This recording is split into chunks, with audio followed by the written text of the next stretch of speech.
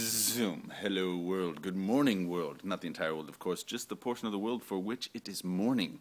I know some of you are enjoying a morning right now, and I want to say good morning to you. If it's not morning for you right now, then you may want to wait a while. If you want the morning greeting, you maybe, watch it in the morning, and that'll be good for you. But if not, if it's evening or say afternoon, then sorry.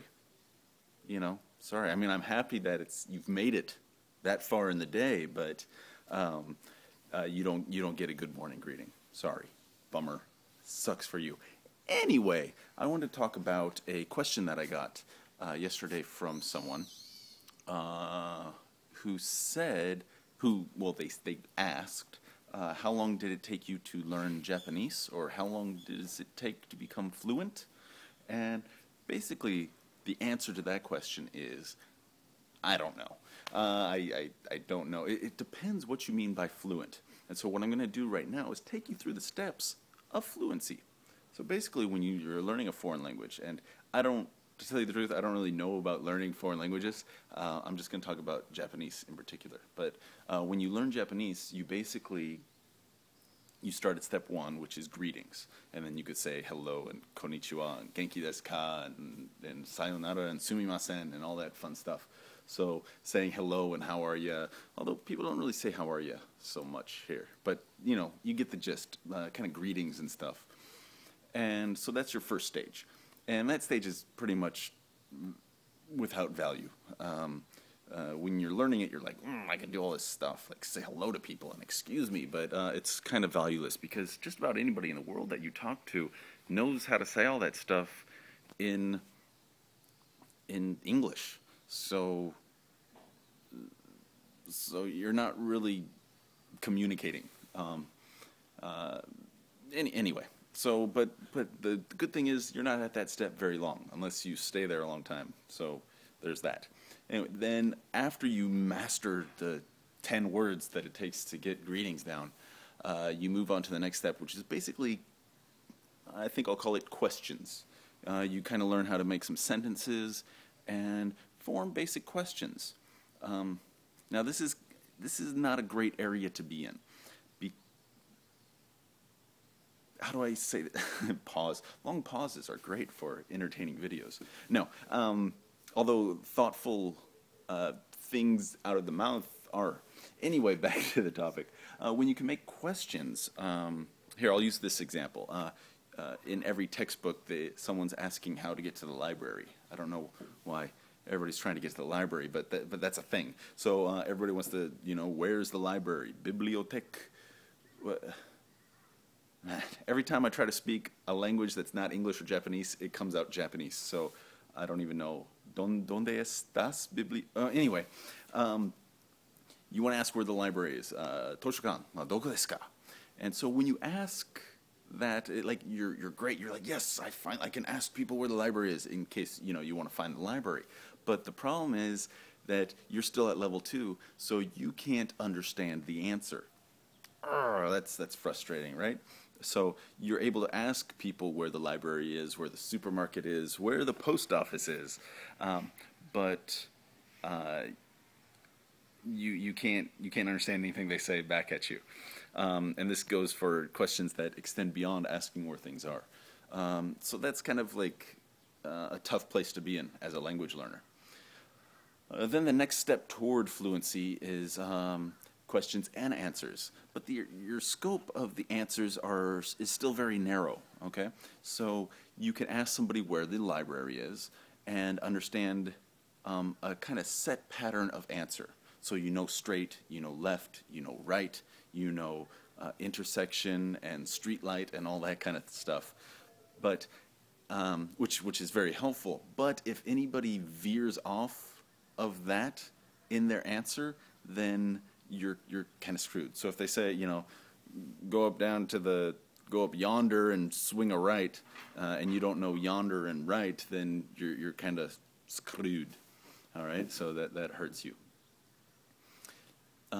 This is the so that's a problem with that. Mosquitoes.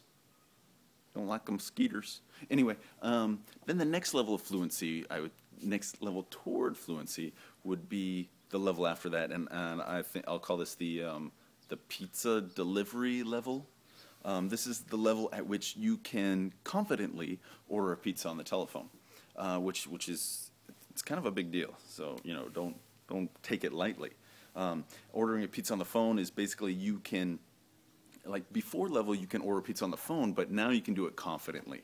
So ordering pizza basically has those set parameters of questions you can expect to answer, and like when you call them up and you're like, I want a pizza, they're going to ask you what kind of pizza, they're going to ask you what size, they're going to ask you maybe the crust type, if you want anything to drink with it, they're going to ask you for your address. So you got these things, and so you're set.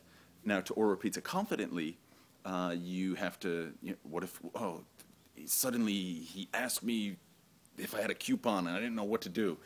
And they're having a special on a meat lovers or something, and I didn't know what to say.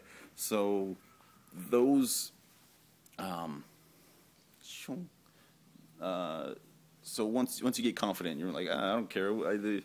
If I can use a coupon, I could do anything. So that's cool. That's a good level to be at, and there you are. So, and now you're approaching into the area of fluency. The next level, I guess, would be something would be like movie level.